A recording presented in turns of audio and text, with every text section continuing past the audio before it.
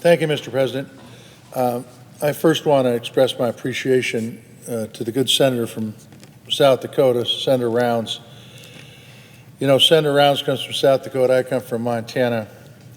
These are both states where we raise a lot of beef. And if you come from a state like that, you understand how catastrophic lifting the ban on Paraguayan beef is. It is not a good idea. In our states, lifting this ban is not supported by Democrats, it's not supported by Republicans, and the reason is pretty simple. The impacts that lifting this ban has on operations, ranching operations, and our food security is real, and it's very, very, very serious. This Congressional Review Act vote that we're going to take, second one in this order, will overturn Biden administration's decision to lift that longstanding ban on beef imports from Paraguay. The truth is, the administration butchered this decision. I have serious concerns that Paraguay does not currently meet the animal health standards that are in place to warrant access to our markets. And Congress must step in and stop this decision in order to protect the American producer and the American consumer. Look, our ranchers in this country, I like to say our Montana ranchers raise the best beef in the world. In fact, there's a bumper sticker that's out that says beef makes Montana, Montana makes beef, and beef makes Montana. And that's a fact. And it's true all over this country. Our ranchers do it by holding themselves to the strictest standards when it comes to managing and maintaining their herds. Paraguay simply doesn't meet those same high standards. They have a history of foot and mouth disease, and lifting this ban poses a real threat to our food supply.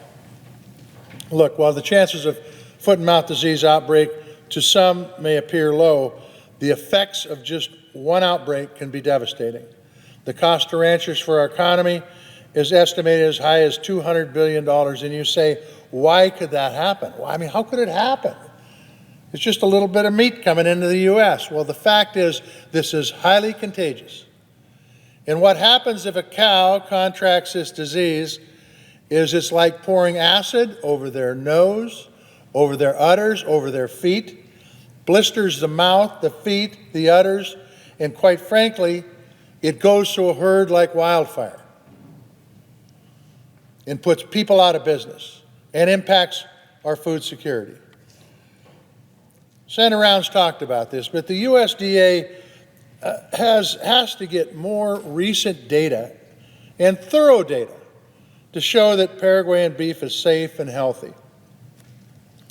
It shouldn't be available behind the meat counter with the information that we have now because, as Senator Rounds pointed out, we haven't had inspectors there in 10 years. And there was only 4 there when they were there. Things change. Look, this isn't about one single country. The fact is I know Paraguay is a great ally. And I think the State Department is having a lot of influence on this decision because of that ally. And I appreciate countries who have the same values as us. But the fact is we do not have the animal health standard in place. It's a broken process. And we need to have better standards if we're going to be bringing beef from anywhere. It's about keeping our consumers safe. It's about protecting America's cattle herds so that ranchers don't have to fear an outbreak of this disease. Because if it happens, they're done. Generational ranchers, done. Our food supply, put at risk. And if you want to know who's supporting this Congressional Review Act, folks that typically don't always get along together. NCBA, U.S. Cattlemen, RCAF, RCAF USA, Livestock Marketing Association, National Farm Bureaus, National Farmers Union, American Farm Bureau. This shows the kind of broad-based support for the CRA that Senator Rounds and I are doing on this issue. Rural America sees this as a real problem. This united front shows just how important protecting our cattle herds and our food supply is to American farmers and ranchers. I want to be clear. I share my colleagues' concerns about what's going on in China and Russia right now. I understand the importance of strengthening alliances with partners all over the world, including Paraguay. But I'm telling you, we shouldn't do it on the backs of hardworking American ranchers. We shouldn't do it on the backs threatening our food security. I understand that many folks back here have never went through a calving season. They've never had to fix fence. They've never had to manage grass, never had to butcher a cow. But I'm going to tell you, I see firsthand every day the kind of work these folks put in. And they don't need something that's totally out of their control, putting them out of business and putting our food supply at risk. That's why it is critical that Congress needs to step up, do the oversight, pass this Congressional Review Act, and put the ban back on Paraguayan beef. It's really important. I would urge all my colleagues to support this common sense solution to protect our nation's food supply and do right by American ranchers. In closing, I'll just say this. The way we adjudicate animal health standards in foreign countries that want to export beef to us, that system is broken. It is broken.